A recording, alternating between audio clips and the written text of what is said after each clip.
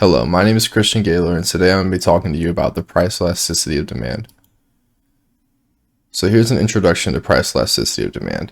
Price elasticity of demand measures how much quantity demanded of a good responds to a change in its price. Price elasticity of demand can determine how firms pass on costs or retain profit shares from sales of a product when key input prices fluctuate. And there are two kinds of elasticity. Elastic demand is when small changes in price lead to significant changes in quantity demanded. In inelastic demand, price changes have little effect on the quantity demanded. So now let's talk about the inelastic demand curve. Inelastic demand curves are usually steep on the graph. When prices increase, there may be a small drop in quantity demanded. Examples are necessities like gasoline, medicine, and utilities. The impact on the consumer is less sensitive because consumers are still buying regardless of the price hikes. However, this sometimes can lead to a burden on consumers because they will pay the higher prices once they go up. Okay, now let's talk about the elastic demand curve. Elastic demand curves are flatter on the graph than inelastic. When prices increase, there's usually a large drop in quantity demanded. Examples include luxury items and non-essential goods like electronics or restaurant meals. The impact on consumers is more price sensitive because they are likely to cut back or find alternatives if prices rise. The benefits to consumers are that they often offer better price competition and more affordable options. So let's talk about elasticity of demand for aspirin and coffee. Aspirin is likely to have an inelastic demand curve because aspirin is considered a necessary medicine with few substitutes for its specific use. People will buy aspirin even if prices rise because it's widely used and an essential product. Coffee is more likely to have an elastic demand curve because while many people enjoy coffee, there are substitutes like tea and other beverages or even other brands of coffee. Price increases could lead people to switching to alternatives. Imagine you read a news story about a technological breakthrough in the production of aspirin. Every aspirin factory can now make aspirin more cheaply than it did before. What would the effects be on consumers and producers? Since aspirin is inelastic, the producers would have to sell at a lower price. Meanwhile, consumers buy nearly the same quantity as they did before at the new lower price. The producers of aspirin will likely see a drop in revenue, and they will have no choice but to adapt to new breakthroughs to reduce production costs and stay in the market. Elastic versus inelastic demand curves. Which is more beneficial to consumers?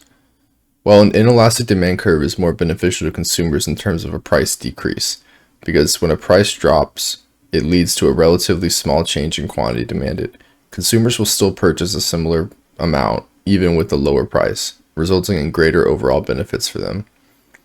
With an elastic demand curve, a price decrease will lead to a large increase in quantity demanded.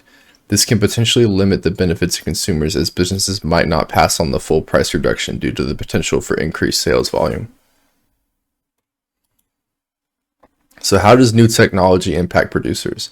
Well, the discovery of new technology in an inelastic market will likely not dramatically change revenue, as demand does not respond strongly to price changes.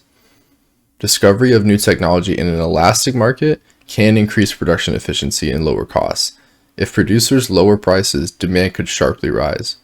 If competitors also adapt the technology, prices can drop across the market, leading to falling revenue for all producers.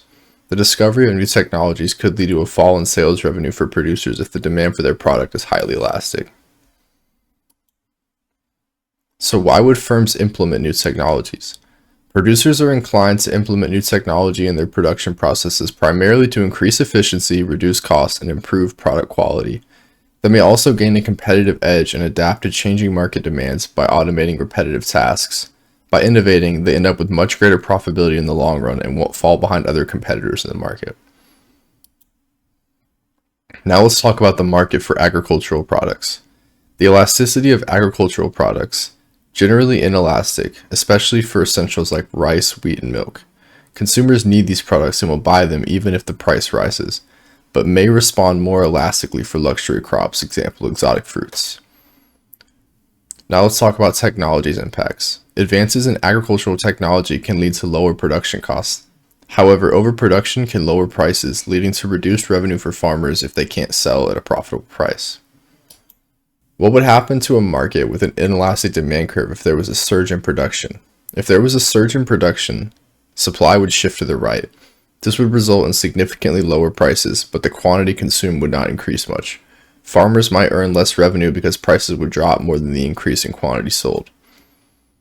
What if there was a decrease in supply caused by poor weather or other disruptions? Well, then the supply curve would shift leftward. With inelastic demand, a reduction in supply leads to a sharp increase in prices because consumers are unwilling or unable to reduce their consumption even though the prices are rising. The quantity demanded falls only slightly because food is a necessity, so people will need to buy it despite the higher prices. So in conclusion, price elasticity of demand measures how much the quantity demanded of a good responds to its change in price. With elastic demand, small changes in price lead to significant changes in quantity demanded. With inelastic demand, price changes have little effect on the quantity demanded. Aspirin is likely to have an inelastic demand curve due to it being a necessity. Coffee is more likely to have an elastic demand curve due to it having many substitutions. The discovery of new technology could lead to a fall in sales revenue for producers if the demand for their product is highly elastic. Producers are inclined to implement new technology in their production processes, primarily to increase efficiency, reduce costs, and improve product quality. If there is a surge in production in an inelastic market, supply shifts right. This would result in significantly lower prices, but the quantity consumed would not increase much. With inelastic demand, a reduction in supply leads to a sharp increase in prices because consumers are unwilling or unable to reduce their consumption even though prices are rising. Thank you for watching.